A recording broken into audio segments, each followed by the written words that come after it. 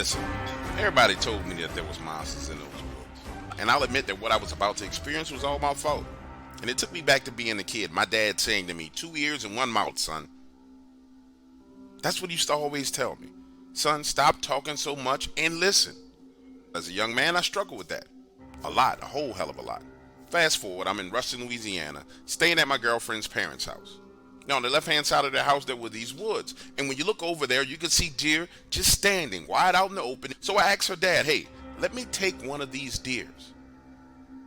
Imagine a scene. We're standing out on their back porch, over on that side of the house.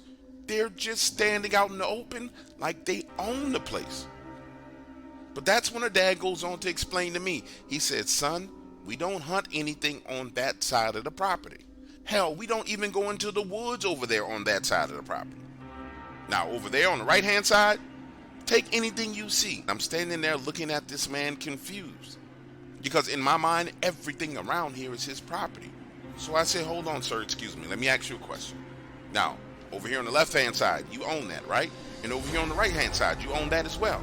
He says, yes, son. Okay, so why don't you guys hunt on this side of the property? And that's when he breaks it down for me, saying just because it's mine doesn't mean anything. There are things over there on that side that are dangerous. Now, I find myself intrigued, and I'm like, what do you mean dangerous? This look comes across his face, and he says, I know what I'm about to say to you sounds crazy, but there are things over there. They look like werewolves. We don't go over there, son, and it's best if you don't go over there at all. Now, pause right here in the story. Let me say this. I had heard of werewolves, but there was no indication throughout my entire lifespan that those things were real. I learned early that next morning that werewolves or Dogman or whatever the hell you want to call it, oh boy, it's real. And it's very freaking real because I sneak out of the house before sunrise and head into the woods. And when I say to you I didn't make it 100 yards into those woods before the light from my headlamp illuminated what looked like a deer carcass, I'm talking about a fresh kill 15 yards away. And you know how the light from the headlamp is. You have a cone of light, but outside of that cone, it's pure darkness. I'm closing in on that deer, and something darts from left to snatches it up right in front of me, and it's gone. Webster's dictionary definition of a dart is a slender-like object that is projected. That's how this thing moved. It was shot out of a cannon. We're talking about freakishly fast.